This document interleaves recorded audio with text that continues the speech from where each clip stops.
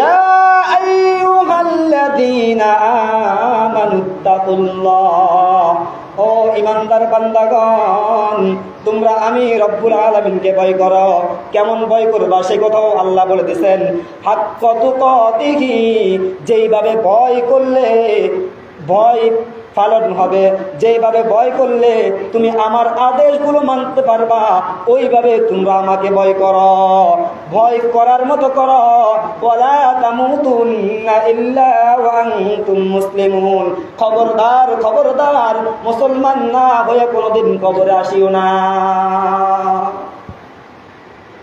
তাহলে আল্লাহকে যদি ভয় করার মতো করে কোনো ব্যক্তি নামাজ ছাড়তে পারে না।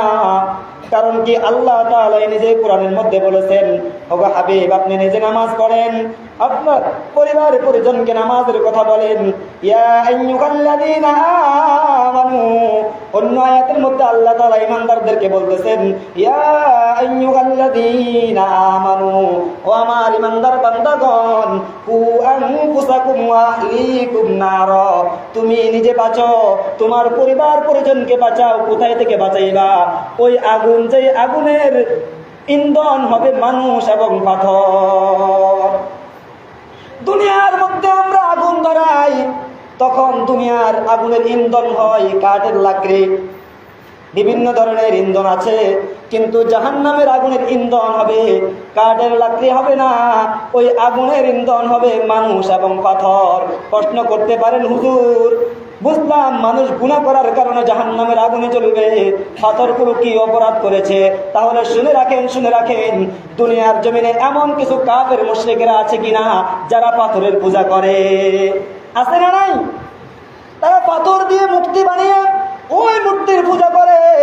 কাল কিয়ামতের ময়দানে আল্লাহ বলবে, তোমরা তোমাদের রবের পিছনে দৌড়াও। ওই পাথরগুলো দৌড়ায় দৌড়ায় জাহান্নামে চলে যাবে।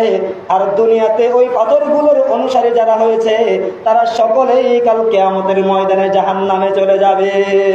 তাহলে যদি আল্লাহ তাআলা আমাদেরকে একথাই বুঝাইতে চাই, ও বান্দা, দুনিয়ার জমিনে তুমি যাকে রব মেনেছ, দুনিয়ার জমিনে তুমি মনে করেছ ওই রব তোমাকে জাহান্নাম থেকে বাঁচাবে, আজ দেখো দেখো দেখো, আজ তোমরা যাকে রব মেনেছ ওই রব পর্যন্ত আজকে জাহান্নামের আগুনের ভিতরে জ্বলতেছে।